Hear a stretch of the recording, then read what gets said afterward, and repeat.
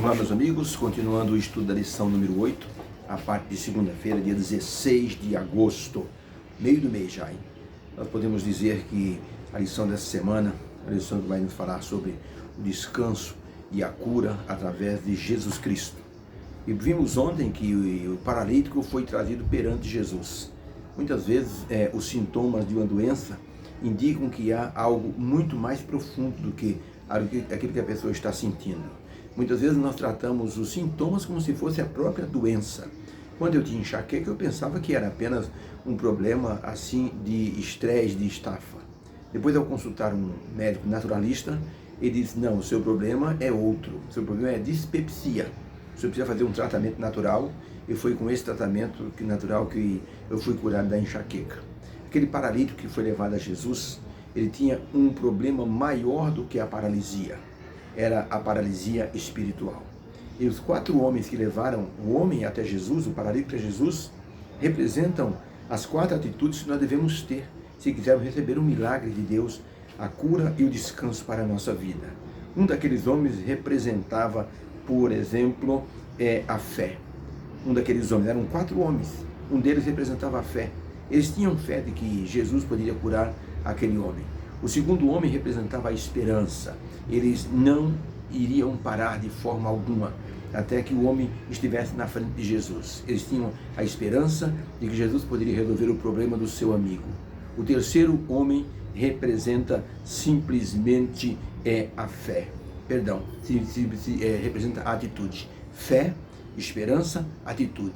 Aqueles 4 homens tiveram atitude, não havia como chegar perto de Jesus. A atitude: vamos levá-lo pelo telhado. Isso é algo espetacular. E eles conseguiram. E o 4º homem representa a 4ª atitude de uma pessoa que quer receber um milagre, que significa o amor. Aqueles homens tinham amor pelo amigo, por isso eles se dispuseram a levá-lo até Jesus Cristo. A caminhada de casa até onde Jesus estava não foi uma caminhada pequena. E levando um homem paralítico, aqueles 4 homens se depararam com uma multidão. Não havia como passar. Por isso, essas 4 atitudes representam as atitudes que nós devemos ter para que nós possamos receber, então, a cura dos nossos males. Significa, então, a fé, a esperança, a atitude e o amor. Esses 4 homens levaram o paralítico diante do Senhor Jesus Cristo. E ali o Senhor Jesus, então, ele explicou para as pessoas o que iria fazer. Vendo o homem diante dele, diz o texto que Jesus admirou-lhes a fé, porque não foi uma tarefa fácil trazer o homem descendo pelo telhado até a presença do Senhor Jesus Cristo. Por isso a pergunta número 2 é: ao ver o paralítico, o que Jesus fez em primeiro lugar e como o curou? A resposta está em Marcos 2, de 15 a 12, que diz o seguinte, de 5 a 12, diz o seguinte: e Jesus, vendo a fé deles, disse ao paralítico. Perceba que Jesus estava mencionando os 5. Jesus, vendo a fé deles, dos 4 que haviam trazido e do homem paralítico. Jesus, vendo a fé deles, disse: filho, perdoados estão os teus pecados. E estavam ali assentados alguns dos escribas, que arrazoavam entre si, dizendo em seus corações: por que esse diz assim blasfêmia? Quem pode perdoar pecados senão Deus? E Jesus, conhecendo em seu espírito o que eles arrazoavam entre si, lhes disse: por que arrazoais essas coisas em vossos corações? Qual é mais fácil dizer ao paralítico: estão perdoados os teus pecados? Ou dizer: levanta o teu leito, levanta, toma o teu leito e anda? Ora, para que saibais que o Filho do Homem tem autoridade e poder na terra para perdoar pecados, disse ao paralítico: eu te digo, levanta-te, toma o teu leito e vai para a tua casa. E levantou-se o homem doente, e tomando o seu leito, saiu em presença de todos, de sorte que todos se admiravam e glorificavam a Deus, dizendo: nunca vimos semelhante coisa. Então, para a pergunta: ao ver o paralítico, o que Jesus fez primeiro e como o curou? Resposta: Jesus disse ao paralítico: teus pecados estão perdoados. Depois de discutir com os escribas, Jesus disse ao homem: toma o teu leito e vai para casa. Os escribas, os fariseus, os doutores da lei que estavam presentes ali, Eles não estavam para receber uma cura, eles não estavam para receber uma bênção, eles estavam para criticar Jesus Cristo. Existem essas coisas mesmo no meio do povo de Deus. Há pessoas que têm ciúmes quando você está pregando e está saindo bem. Então, Deus pode ajudar o pregador a ser assim inspirado para alcançar corações. Quantos corações foram alcançados? Eu me lembro que estava pregando uma igreja e havia ali 120 visitantes.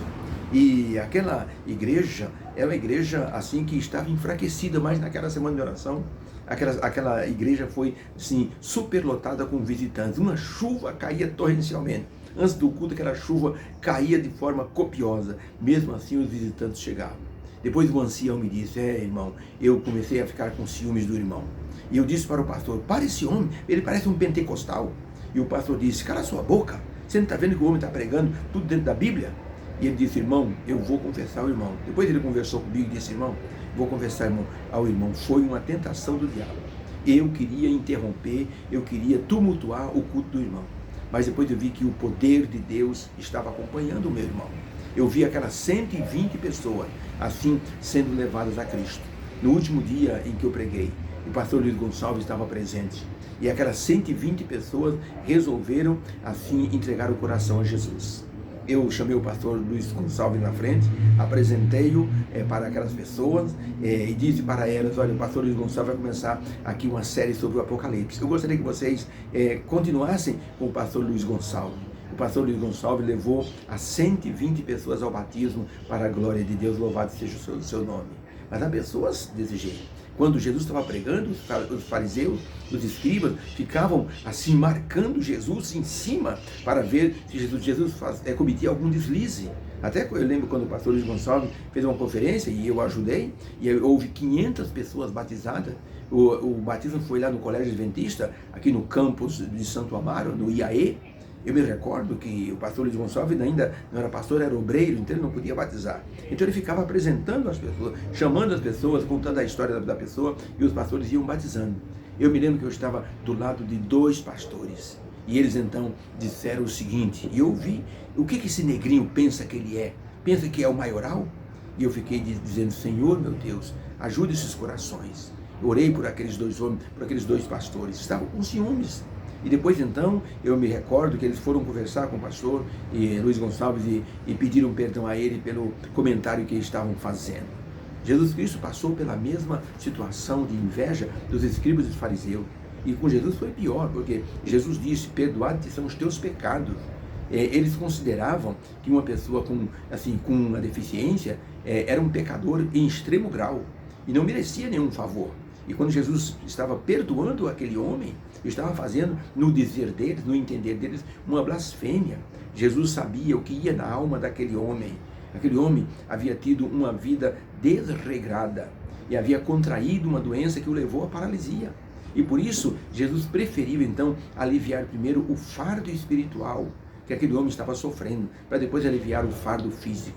Por isso Jesus o perdoou. Conosco não é diferente.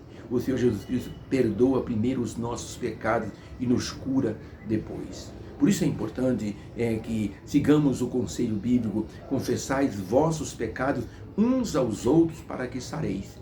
Diz o apóstolo, o livro de Tiago diz isso. Nós temos que aprender essa lição. As pessoas, às vezes, nós pedimos a cura, mas não pedimos o perdão dos pecados daquela pessoa que está sendo curada. É preciso, então, pedir o perdão dos pecados. A pergunta número 3 é: de que forma Jesus confrontou os escribas e fariseus que o criticavam e como avaliamos qual era o maior problema dos escribas e fariseus? Diz Marcos 2, verso 8 e verso 9: e Jesus, conhecendo em seu espírito que assim arrazoavam entre si, disse: por que arrazoais essas coisas nos vossos corações? Qual é mais fácil dizer ao paralítico: estão perdoados os teus pecados? Ou dizer para ele: levanta o teu leito e anda? Os escribas e os fariseus sabiam que o maior problema do paralítico era, neste caso, a sua transgressão pessoal da lei de Deus. E por isso Jesus perdoou os pecados daquele homem. Jesus confrontou os escribas perguntando qual era o mais fácil dizer: mandar levantar-se ou perdoar os pecados. Jesus perdoou os pecados daquele homem. Os escribas ignoraram porque eles ignoravam também que Jesus era o Filho de Deus e que poderia perdoar pecados porque tinha autoridade para isso. Nem toda enfermidade é causada pelo pecado, mas a desse homem especialmente era produzida por o seu desrespeito às leis da natureza. E ele foi ficando doente de maneira progressiva, privando-se assim a sua felicidade. É como uma pessoa que hoje começa a beber socialmente, pouquinho, vai aumentando a dose à medida que os problemas vão acontecendo, a pessoa vai aumentando a dosagem e vai tendo problemas progressivos.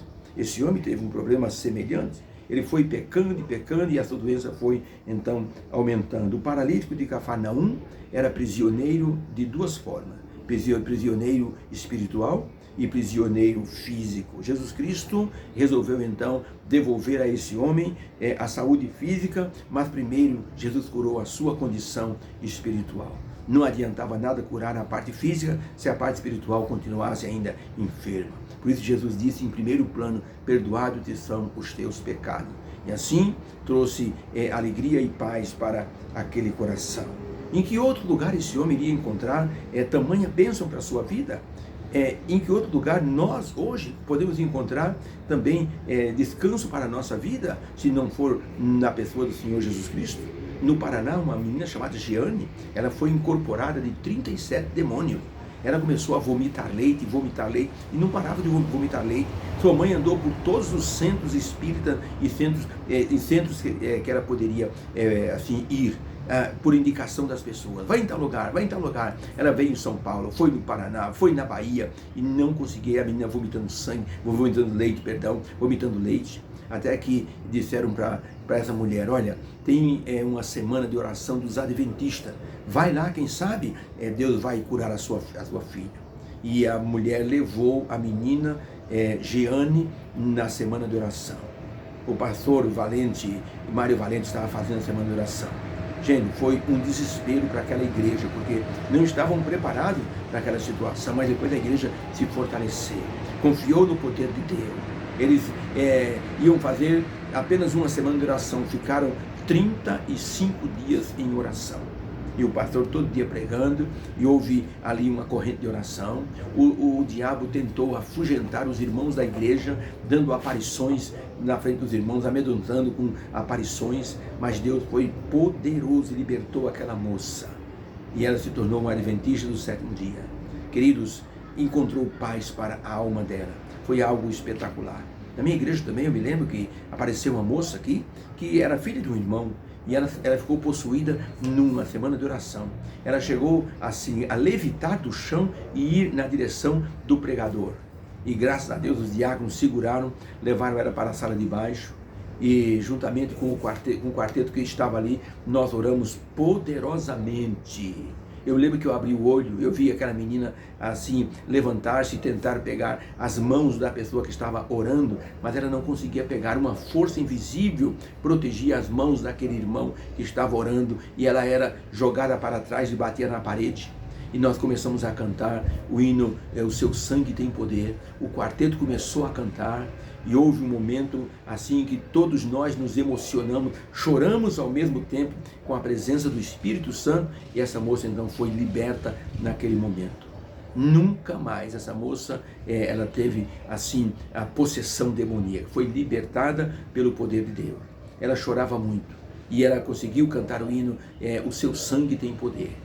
De maneira que Jesus Cristo é a grande libertação, Ele vai na raiz do problema. Deus abençoe a sua vida, que você possa colocar a sua vida nas mãos do Senhor Jesus. Ele sabe o que vai na tua alma, Ele consegue te libertar. Vamos orar. Senhor Jesus, obrigado pelo estudo de hoje, mostrando que o Senhor vai na raiz do problema. Muitas vezes, Senhor, o problema é espiritual, e só o Senhor pode nos libertar do poder do diabo. Abençoa os teus filhos que estão estudando comigo nesta tarde, nesse momento, nesta noite. Em nome de Jesus eu agradeço pelo teu poder curador. Amém. Deus abençoe você. Divulgue nosso trabalho no Facebook, no YouTube. Se inscreva, coloque seu comentário. Deus abençoe você. Obrigado por sua atenção. Amém.